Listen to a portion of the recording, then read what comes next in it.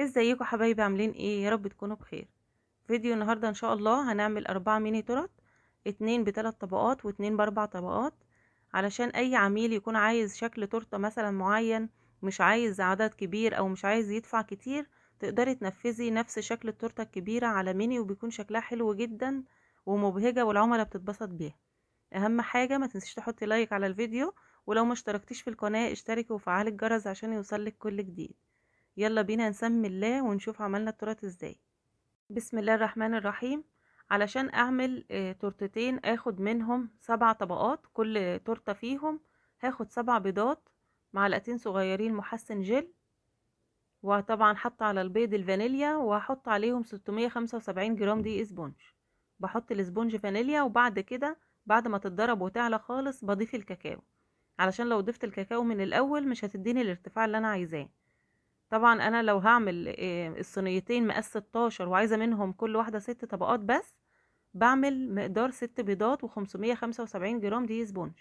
لكن علشان انا المره دي عايزه من كل واحده 7 طبقات، علشان كده عملت 7 بيضات و675 جرام دقيق سبونج. تمام. يا رب ما تتوهوش مني، بس انا بقسمهم على الميزان كده علشان يبقوا مظبوطين. بكل صينيه بتاخد حوالي 600 جرام او 600 وحاجه بسيطه. بسويهم كويس وبدخلهم الفرن، بياخدوا 38 دقيقة وبيكونوا استووا معايا. بسيبهم بقى يبردوا خالص، وبعد كده بعمل الكريمة. الصينيتين دول هياخدوا معايا حشو كوبايتين كريم شانتيه، عليهم ربع كوباية سكر او اقل، يعني ممكن معلقتين بس سكر. وهحط عليهم 400 جرام شوكولاتة مسيحاهم مع 200 جرام لبن او مية او كريمة لباني، وبحط كمان كوبايتين او كوبايتين ونص بقى مية متلجة دلوقتي، علشان احنا طبعا كل ما الشتا بيدخل كل ما الكريمة بتاخد مقدار اكتر من المية.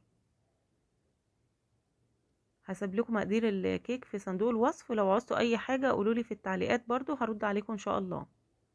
انا عاملة هنا بس المقدار كان ازيد شوية عشان انا كنت محتاجة كريمة علشان كنت بشتغل شغل تاني. بعد ما الكريمة بتتضرب خالص والجناش بتاعي يكون برد كمان، بضيفه بقى على الكريمة علشان ما احطوش وهو سايح ويسيح الكريمة معاه. هحضر الكيك، عايزة من كل صينية 7 طبقات زي ما قلتلكوا. عاملة المنشار بتاعي على 9، بس بقشر طبعا الجزء اللي تحت ده، والجزء اللي فوق كده كده انا ما بحطوش في الكيك خالص.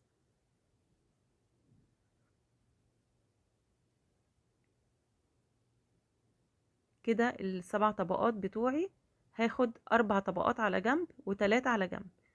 ال4 طبقات هنعمل منهم الترط الاشكال الملونة، وال3 طبقات هنعمل منها الميني العادية.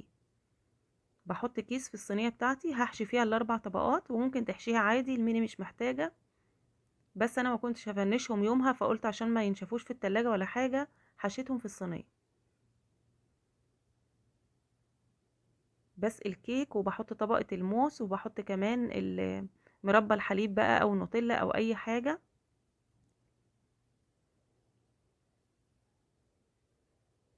طبقة وطبقة كده لحد ما بخلص الطبقات كلها.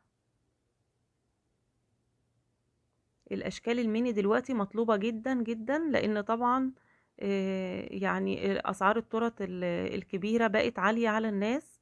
دي الصينية التانية خلصتها كمان بنفس الشكل، وهنعمل دلوقتي ال3 طبقات. فالتورت الاشكال دي يعني مثلا واحدة ابنها نفسه في شكل معين، سبايدر مان او باتمان او الحاجات اللي زي دي.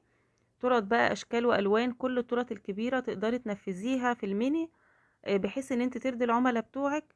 وكمان علشان تمشي جروبك، لان انت ممكن يقعدوا يسألوا كتير على اسعار تورت مثلا تكون مناسبة ليهم وانت بتشتغلي في التورت الكبيرة بس، فطبعا ما ياخدوش والجروب بتاعك ينام، فما ينفعش خالص.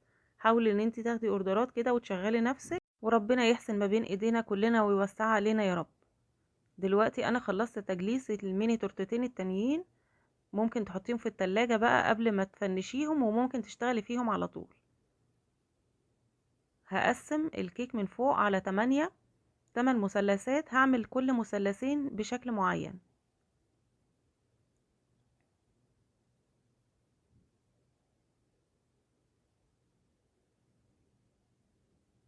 دي نوتيلا بيضة مسيحاها بمعلقة زيت. هحط كده في المثلثين قصاد بعض، بيكون شكلها حلو قوي المتقسمة 8 دي، وبيكون شكلها مغري كده، ومش باين حتى ان هي ميني ولا اي حاجة، والناس بتحبها جدا على الجروب عندي. هحط المثلث التاني نوتيلا بني برضو مسيحة بمعلقة زيت.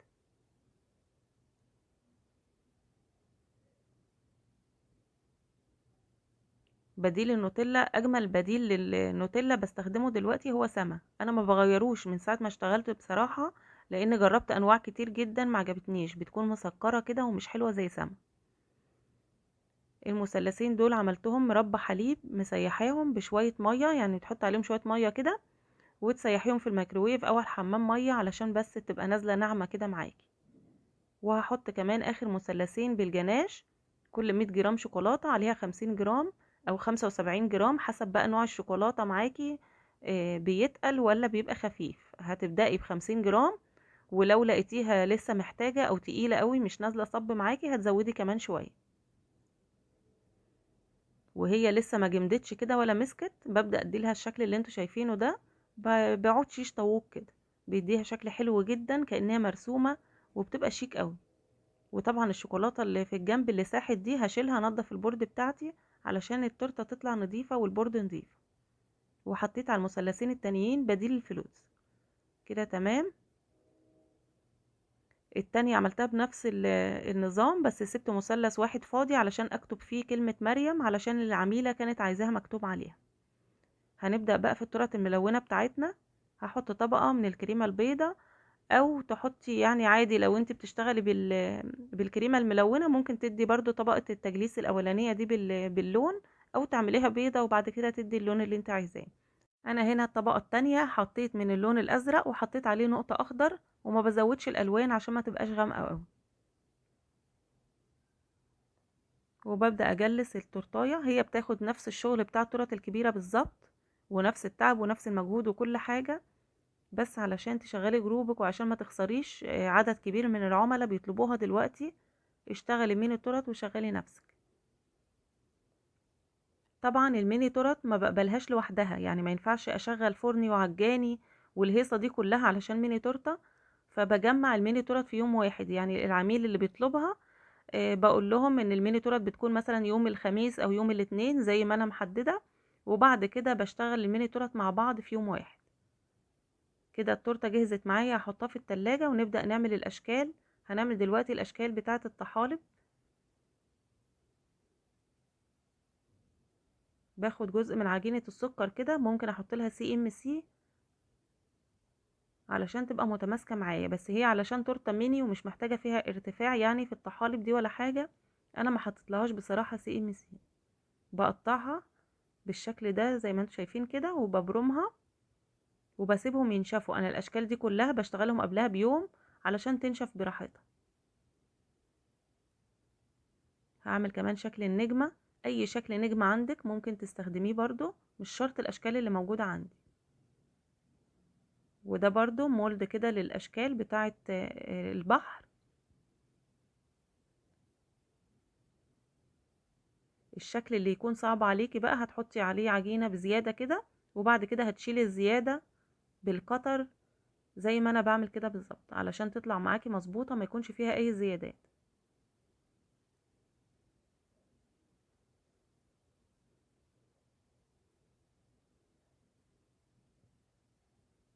تعملي بقى اشكال والوان زي ما انت عايزة، بتكون الوانها مبهجة جدا وحلوة. هنعمل دلوقتي في شكل كده زي الكرانيش، بس انا عملت الدايرة كانت كبيرة شوية فصغرتها، وبعملها بالشكل ده كده. انا مسرعة الفيديو جدا على قد ما اقدر والله، بس كل شكل بوريكم اتعمل ازاي علشان تبقوا عارفين. دي الحروف اللي بستخدمها، هنعمل بيها اسم البنوتة دلوقتي.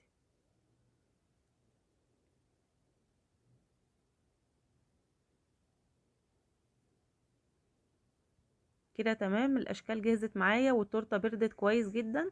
هحط عليها بقى الصور اللي مطبوعة على ورق جلوسي. كل الصور دي بنزلها من برنامج بنترست، وبعد كده بوديها تطبع في اي مكتبة. يكون عندها طبعا الطبعة الالوان اللي بتطبع الورق الجلوسي، عشان مش اي مكتبة بتطبع ورق جلوسي.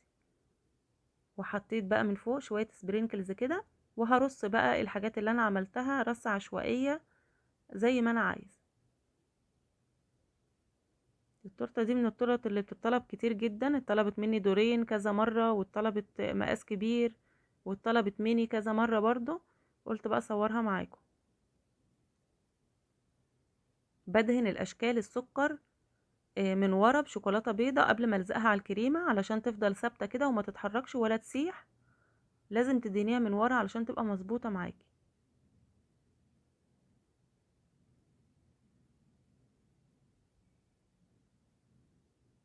حطيت الاسم كمان في الجنب كده علشان يكون شكله مظبوط، لانه قدام طبعا كان المساحة مش مكفية فحطيته في الجنب كده. وكده التورته جهزت معايا. الشعب المرجانية الملونة دي برضو ممكن تحطيها على عجينة سكر وتقطعيها نفس الشكل. كده التورته جهزت معايا. ايه رأيكم فيها؟ شكلها حلو جدا ومش باينة ابدا ان هي ميني تورته، وكمان ترضي جميع الاذواق. يلا بينا بقى نعمل التورته اللي بعدها. هجلسها برضو، هظبطها بس على البورد بتاعتي علشان تبقى مظبوطة كده في النص. وهحط برضو طبقة من الكريمة البيضاء او من نفس اللون اللي انا هعمل بيه طبقة التجليس النهائية، براحتك زي ما تحبي. لو متابعيني لحد دلوقتي حطي لايك على الفيديو، ولو ما اشتركتوش اشتركوا وفعلوا الجرس. ادعموني كده علشان اقدر اكمل وانزل لكم فيديوهات كتير ان شاء الله.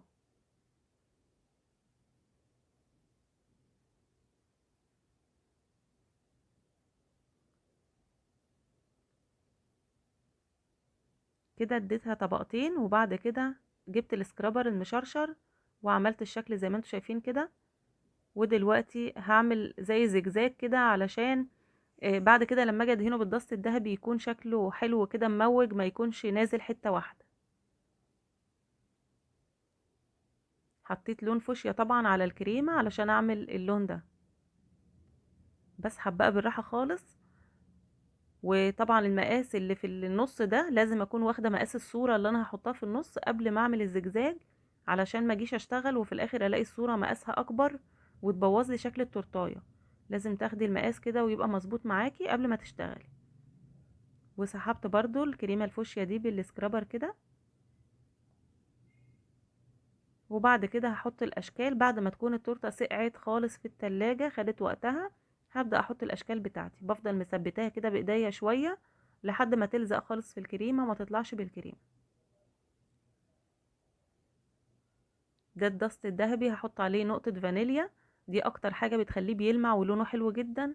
وبعد كده بدهنه بالفرشة. هي عشان قعدت في التلاجة طبعا الكريمة بتكون متماسكة وبتدهنيه بكل سهولة. هحط بقى كور من عجينة السكر،